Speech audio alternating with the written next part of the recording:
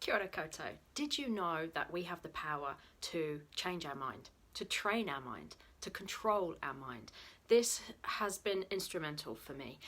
It has allowed me to regulate my emotions, to remain calm, to stay focused. It's something that's always fascinated me, the mind. And I guess I learned the people psychology side of things in my HR career. And then after that, when I went on to train with Buddhists across the world, nuns and monks, and teach mindfulness myself, I learned, I guess, a more Eastern philosophy, and where the intersection of where that Western psychology and that Eastern philosophy meets is fascinating. And it's something that I often use now when I'm talking about self-doubt and the inner critic, because that, of course, comes from here. It is our mind. It's our mind that tells us we're not good enough.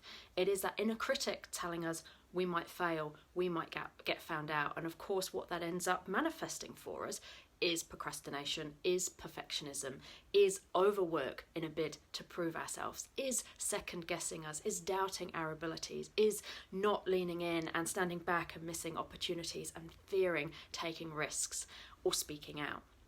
So it's really important that when we start to undo some of this stuff, that we start here. And it's possible to retrain our mind. And not many of us think this. We tend to think that what goes on in here is just what happens and we have no control over it. And yet what goes on in here is so important, because what we think becomes how we feel, and that then becomes how we act and the results that we get in our life. So how do we go about training the mind? There are many different types of mind. I love the Pema Chodron quote where she says, "We are the sky, the rest is just weather." And if you're in Wellington today, it's a really good opportunity to observe the weather out there. And sometimes it's like that in our mind. Sometimes our minds are quite busy, or the clouds that are in our minds are quite dark.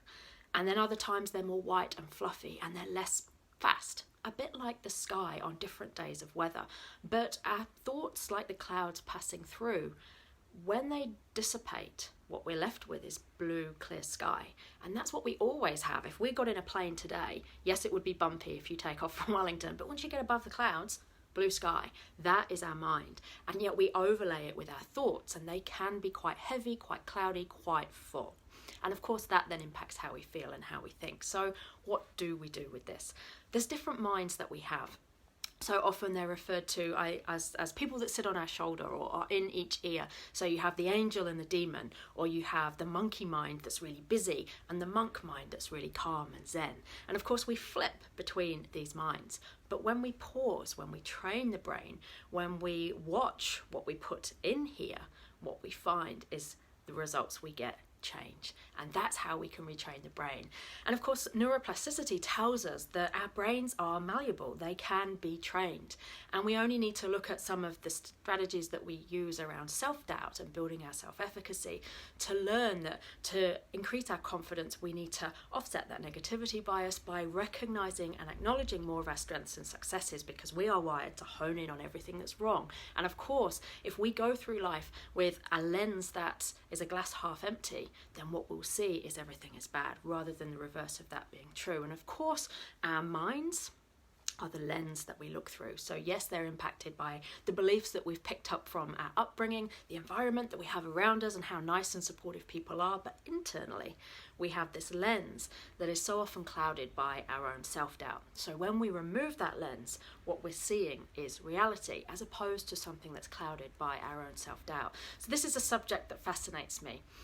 And it's something that I'm going to be sharing as part of the 8-week coaching program. We only have 5 places left now. So if you want to be part of that, get in quick. It starts on the 1st of June. I'm going to pop the link in this live so you can check out the details. And there's always the opportunity, if you are in Wellington, to come and hang out with me for the day towards the end of the month. On the 25th of May, we've got just 3 places left on the one-day workshop, which will be delving into some of this mindset stuff. Because if we change how we think about things, the things that happen to us also change. And that is how we build self-efficacy. That is how we build confidence. That is how we take back control of this inner critic and be able to turn down the volume and be able to build our self-efficacy.